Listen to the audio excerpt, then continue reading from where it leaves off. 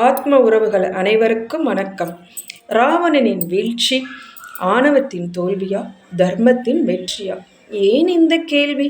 அப்படியென்றால் ராவணனிடம் ஏதோ இருக்கிறது. என்ன இருக்கிறது? யார் இந்த ராவணன்? கதைக்குள் போவோம். ராவணன் சிறந்த சிவபக்தன். சிவனிடம் பல வரங்கள் பெற்றவர். ஆயக்கலைகள் அனைத்தும் அறிந்தவன். ராவணனுக்கு 10 தலைன்னு சொல்றாங்க. 10 கலைகள் தெரிந்ததனால் அதுதான் மறைவு இப்படி வந்ததோ?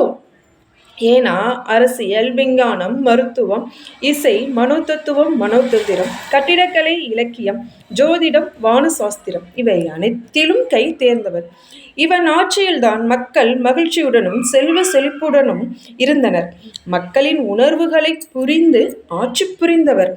ஒரு சமயம் கைலாய மலையை தூக்கி சிவனின் கோபத்துக்கு உள்ளான ராவணன் சிவனிடமிருந்து சாபம் கிடைக்கின்ற நேரத்தில் தன் 10 தலைகளுள் ஒரு தலையையும் கைகளையும் நரம்புகளையும் கொண்டு வீணை செய்து சாம வேதத்தில் சிவதாண்டவ சோஸ்திரம் பாட சிவனோ மெய்மறந்து மனமுருகி வரம் கொடுத்தார். ராவணனின் புகழை திருஞான சம்பந்தர் தேவாரத்தில் 8வது பாடலில் குறிப்பிட்டு உள்ளார். ராவணனுக்கு நிகராக ராவணனும் நல்லவனாக, அதாவது கடவுள் மனிதனாக ராமராகவும், மனிதனே கடவுளாக ராவணனும் இருந்திருக்கின்றனர். அதனால்தான் ராமன் ஆண்டா என்ன, ராவணன் ஆண்டா என சொல்லி இருப்பார்கள் போல. சரி, அப்படி என்றால் ராவணனின் அழிவு ஆணவத்தின் பின் போனது ஏன், எப்படி? தனக்கு எல்லாம் தெரியும் என கொஞ்சம் தலைக்கணம் தூக்க ஆரம்பித்தது. ராவணனுக்கு இணை ராவணனே வீரத்தில் இருந்தது. அதனால் மூவுலகையும் ஆட்சி செய்து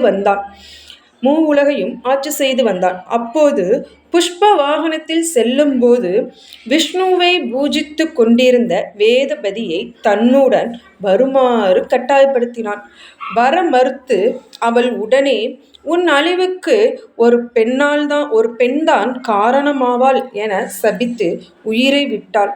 அதன் பின்னும் கர்வம் அதிகமானதை தவிர குறையவில்லை. இப்படி இருக்கையிலே ஒரு நாள் சொர்க்கலோகம் செல்லும் போது ரம்பாவை ஆசைக்கு இணங்க சொன்னான். அவள் ராவணனை எச்சரித்து, உன் சகோதரனுடைய மகன் நல்குபேரனை மணக்கப் போகிறேன் என்றாள். அது எனக்கு தேவையில்லை, அதனால் எனக்கு கவலையும் இல்லை. இப்பொழுது ஒரு முறை என் ஆசைக்கு இணங்கிவிடு என்றான்.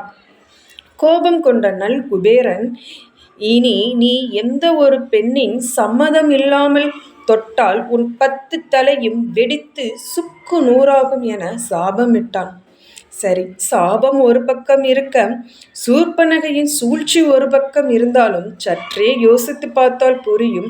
அனைத்திற்கும் காரணம் தான் என்கிற ஆணவம்தான். அவன் செய்த நல்வேலையின் காரணமாக கருணை உள்ளம் கொண்ட கடவுள் அவருக்கு பல முறை மன்னிப்பு கொடுத்தார், அதாவது சான்ஸ் கொடுத்தார். தம்பி, மகன், மனைவி என அறிவுரை கூறினர். செவிடன் காதில் சங்கூதன கதையாய் அனைத்தும் போனது. இறுதியாக விபீஷ்ணர், முற்பிறவியில் நீ இரணியாக இருந்தாய், நாராயணமூர்த்தியால் உனக்கு அழிவு ஏற்பட்டது. நீ கேட்ட வரத்தினால் இப்பொழுது அவர் மனித உருவில் ராமராக வந்து உன்னை அழிக்க வந்திருக்கிறார். அதனால் நீ அழிந்து விடுவாய். சீத்தையை விட்டுவிடு என்றார். ஆனால் அதுவும் அவன் காதில் விழவில்லை. சீதை மீதுள்ள காமம் கண்ணை மறைத்தது. கற்ற கல்வி எல்லாம் கை நழுவி போனது. அவன் அழிவை நோக்கி அவனே நகர்ந்தான். கருணை கடல் அல்லவா நம் கடவுள். அதனால் இறுதியாக அவர் பங்குக்காக ஒரு சான்ஸ் கொடுத்தார். யுத்தத்திலே இன்று போய் நாளை வா என்றார். விதி வலியது. அவன் திருந்தவில்லை. தர்மம் தலை தூக்கியது. அதர்மம் அழிந்தது. அந்த கடைசி நிமிடத்தில் புரிந்து கொண்ட ராமன் லட்சுமணனுக்கு உபதேசம் செய்தான். 1. உடன் பிறந்தவர்கள், நண்பர்கள், வேலை ஆட்களை பகைக்காதே. 2. அகங்காரம் கொள்ளாதே. என்றும் நீ ஒருவனே தலைவன் என்று நினைக்காதே. 3. உன்னுடைய கருத்துக்கு எதிர்மறை கருத்து சொல்பவரை உடன் வைத்துக்கொள் என்று கூறி அவனுக்கு நல்லாசி வழங்கினான். அதர்மம் அழிந்து ஆணவம் மண்ணுக்குள் புதைந்து தர்மம் வெற்றி பெற்றது. நன்றி, வணக்கம்.